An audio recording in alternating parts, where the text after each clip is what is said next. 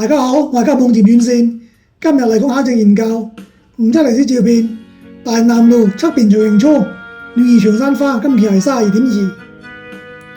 喺上一期32.1，我哋認為丁甲係同一度位置，嗰兩條醫療橫幅可能係正反兩面。咁我哋今期再考證更多線索。首先我哋睇甲遠處 I 個棟建築呢一棟，我哋放大睇就係呢個位置。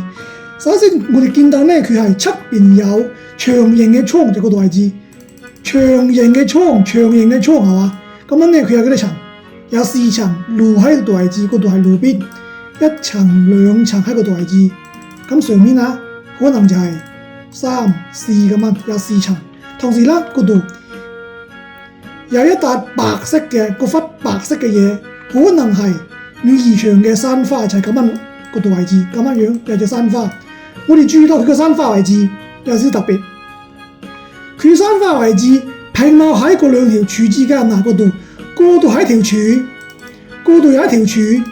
正常嚟講，山花佢位於建築嘅中軸線，就係相當於你山花喺建築嘅中軸線呢度位置。咁樣呢，就基於嗰兩條柱對稱，係嘛？喺嗰兩條柱之間，咁樣呢，嗰度兩條柱之間對上去，係嘛？對上去。平茂係嗰忽白嘅地方，所以呢，我哋懷疑呢，嗰棟建築佢係3條柱，除咗2條柱之外，仲有另一條柱、3條柱，嗰度先至係建築體。咁樣呢，咁嗰嚿嘢呢就基於中間嗰條柱呢對稱啦，就似個棟咁樣。所以呢，我哋懷疑呢，嗰棟 I 呢佢係兩開間，呢個係 I 嘅大致線索特點。我哋再睇翻大嘅照片，就係甲嗰度。睇到道路形態，我哋上一期都講過，就係有一個彎曲折喺嗰度，呢度係曲折嘅。咁個點曲折啊？就同今日嘅大南路呢係近似嘅。大南路嘅話，佢都係有咁樣嘅曲折嘅呢個形態。如果係大南路嘅話呢，曲折嗰度地方嗰棟 I 啊，嗰條路口啊，佢就係大南側彎路口，就係嗰度係大南路。過嚟嗰度呢係側彎，過嚟嗰邊呢係5方，就係呢一度位置，就係呢度位置。如果係大南路咁樣呢，就聯想到呢一張已知嘅照片。咁就感謝呢一位網友嘅分享啦，係嘛？我哋知道嗰度位置就係大南路，就係呢個大南路，係嘛？咁樣呢，我哋都係通過中間嘅呢一個交通指揮亭知道呢嗰度係路口。咁樣呢，嗰棟我哋見到照片上面有呢棟 B， 佢就係位於呢個大南側彎路口嘅，所以呢，我哋呢就對比 AB。同樣嘅，我哋見到 B 放大睇，佢都係有側邊嘅長形倉，長形倉。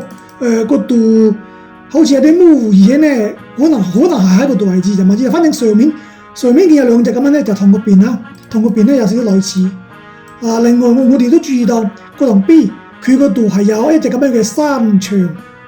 女兒牆山花裝飾，係嘛？咁樣呢，佢個度位置同樣嘅平埋喺呢2條柱之間，佢係基於嗰條柱同嗰條柱正對，所以呢，咁樣呢，可能呢個邊呢同樣佢係有多一條柱，呢一個先至係整個建築體。咁樣呢一點啊，同我哋啱先講到嘅 I 呢係相同嘅。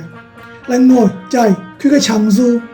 嗰度睇到嘅就係我哋見到嘅就係有1、2、3，咁嗰度下低仲有咩建築唔知，就睇埋清楚。所以呢，就唔知道佢係3層即係4層。當然啦，通過呢一個交通指揮亭交通指揮亭下低佢仲應該講呢，下低呢佢仲係有呢個柱體咁樣呢，可能呢嗰度係路口。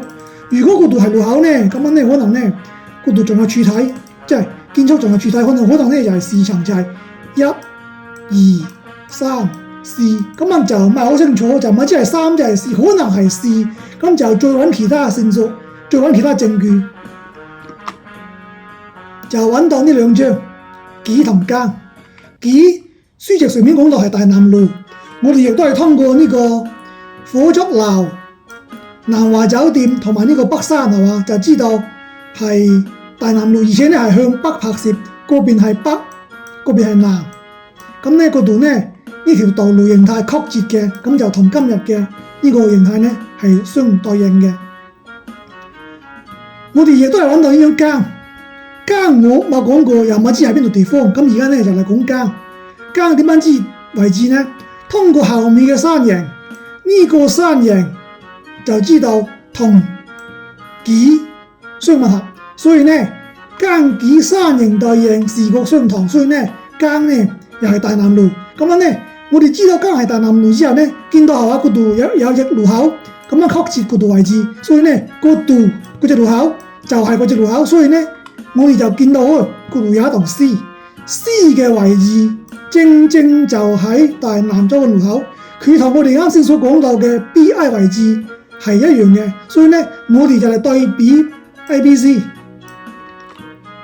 嗰棟 C 好明顯見得到係4層1、2、3、4，而且上面女兒牆山花係喺嗰度位置，佢平埋喺兩條柱之間，佢係正對住嗰條柱，所以呢個洞呢佢又係3開間2開間，咁個點啊同我哋啱先所講到嘅 IB 呢係對應得上嘅，而且我哋隱約見得到嗰度位置嗰邊 C 嘅右邊係矮層，即係咁樣矮層個點啊，隱約喺 B 嗰度能夠睇到咁樣嘅對應，嗰度對應得上下，所以咁多嘅線索我哋分析就係認為 IBC 係同一棟建築，所以我哋對甲下條完畢，佢就係大南路向南拍攝，嗰邊係南，嗰度係北，前面嘅路口係大南中安路口，嗰邊係中安，嗰度係中安，嗰邊係5科。因為我考慮出嚟，所以我哋做嗰隻梧州街景嘅變遷。今日嗰兩張照片嘅位置對比就係咁樣嘅面貌。最後面嗰個花絮咧，就係我哋講到嘅洞啊，路口個洞啊，個洞，佢喺2020年騎樓城改造之前都仲有嘅，就係呢一棟，就係我哋啱先所講到嘅 IBC 呢一棟。咁而家呢就改咗啦。今期就講晒啦，多謝大家收睇，拜拜。